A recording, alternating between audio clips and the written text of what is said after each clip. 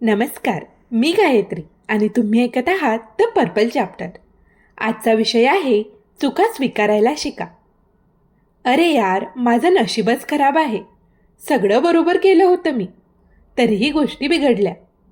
हे वाक्य आपण किती वेळा म्हटलं असेल, पण खरंच सगळं बरोबर केलं होतं का? कधीकधी आपण स्वतःला इतकं पटवून देतो की आपल्याकडून चूक झालीच नाही, आणि चूक मान्य न केल्यामुळे ती चूक पुन्हा पुन्हा घडत राहते. आपण अनेकदा स्वतःला दोष देत नाही, कारण दोष न मानणं ही एक सोपी वाट असते. पण चूक मान्य करणं म्हणजे कमजोर होणं नाही, तर ते म्हणजे प्रगल्भ होणं. हो, चूक माझीच होती. मी वेळ वाया घातली. मी ऐकलं नाही. मी आळशीपणा केला. हे शब्द बोलायला सोपे नाहीत, पण एकदा मनातून म्हटलं ना, तर तीच ठरते बदलायची सुरुवात. कधी नातं तुटतं, कधी संधी निघून जाते, कधी अपयश येतं आणि आपण म्हणतो सगळं समोरच्याचं चुकतं. पण खरा प्रश्न विचारलात का स्वतःला? मी काय वेगळं करू शकलो असतो? चूक स्वीकारणं म्हणजे आत्मविश्वास गमावणं नाही, उलट तो निर्माण करणं असतं. जेव्हा आपण स्वतःच्या चुका मान्य करतो, तेव्हा आपण स्वतःला सांगत असतो, हो, मी चुकलो, पण मी शिकण्यास तयार आहे. ही स्वीकाराची वृत्तीच आपल्याला पुन्हा उभं राहायचं बळ देते.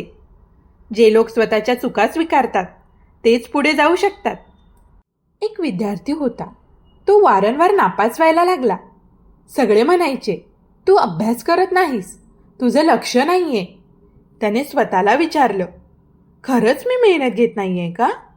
का मी वेळ वाया घालवतोय? त्याने स्वतःचं मनन केलं. त्याने त्याची चूक मान्य केली. मोबाईल बाजूला ठेवला. नवीन वेळापत्रक बनवलं. 1 दिवस 1 विषय 1 तास. शेवटी तो पासच झाला नाही, तर त्याने टॉप केलं. हे शक्य झालं कारण त्याने स्वतःच्या चुका स्वीकारल्या.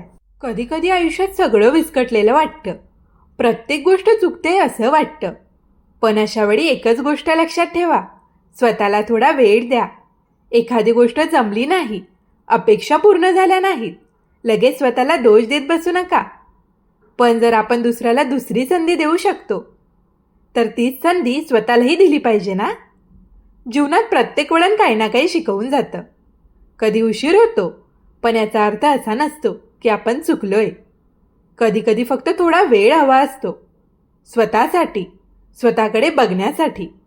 म्हणूनच आजच स्वतःला एक वचन द्या, मी स्वतःला समजून घेईन, दोष देणार नाही आणि वेळ देईन. माणूस आहे, चुका होणारच, पण चुकल्यानंतर स्वतःकडे नीट बघणं, ती चूक मान्य करणं आणि लगेचच स्वतःला विचारणं, यापुढे मी काय वेगळं करणार, ही वृत्तीच आपला आत्मविश्वास वाढवते. चूक करा, पण त्या क्षणी मनाशी ठरवा, हा क्षण बदलायचा आहे, पुन्हा ही चूक होऊ द्यायची नाही. जे लोक आपल्या चुका लपवतात ते थांबतात, पण जे स्वीकारतात आणि सुधारतात तेच पुढे जातात.